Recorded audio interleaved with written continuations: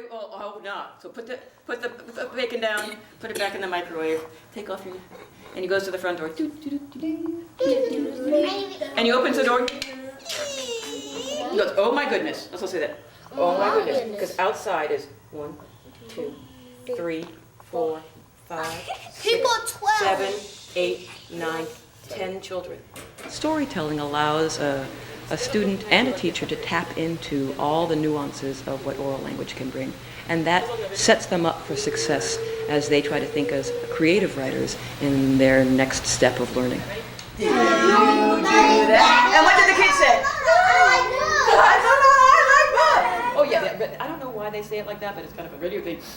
Land of letters.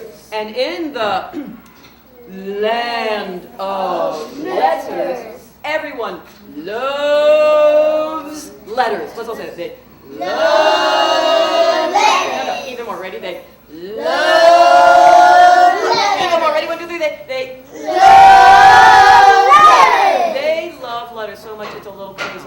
What the Department of Education, the Office of Early Childhood, has done is saying, well, we want to train teachers, but not just give them an all-day professional development in what you do, which is the interactive storytelling. We want them to train. We want them to participate in what we call a mentoring residency. So they train. So one reads the story. When you're done, the other one reads the story. You ready? And go.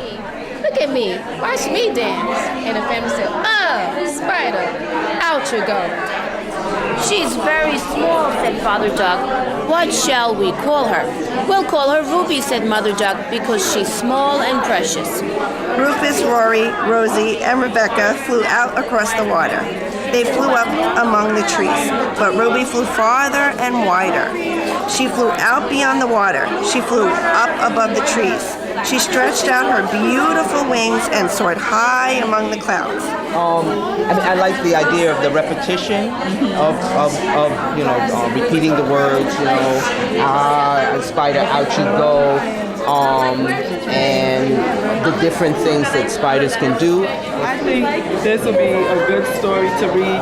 The boys may like it because it deals with insects as opposed to stories that girls like about princess and things like that. So in the classroom, I think that both of these stories will be good. Now it goes back again to what we mentioned at the very beginning. As a facilitator, he's facilitating this. So what are the things that he is doing to connect with you? All right? Well, I'm going to give him a 1, 2, 3 action. It's not going to be wimpy, right? Right, Frankie? All right, and 1, 2, 3, action! And when she visits her granddaughter, she eats and eats and eats and eats. And after she eats, she's no longer skin and bone. She's nice and fat. And then say, could they do something different? Oh, what? Yeah, you think? Well, why don't you come up and try?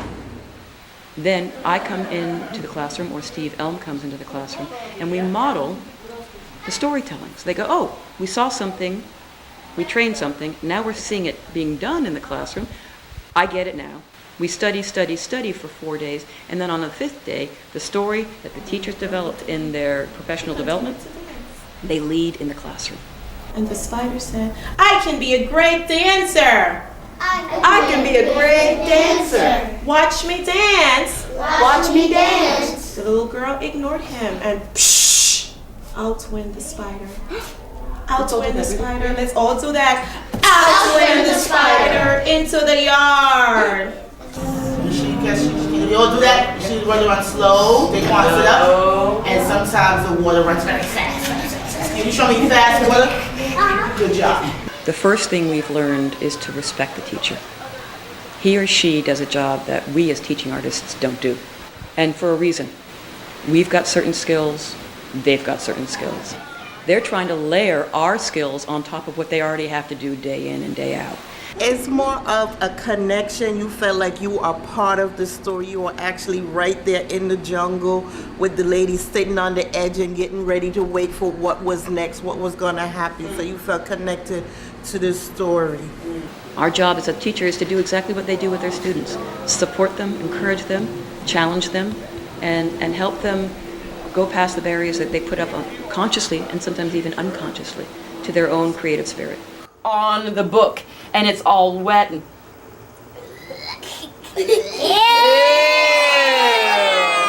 and Snip says, "Did you do this?" Let's all say, "Did you do this?" And the children say, "No, we love books, and it's our favorite book, and it's our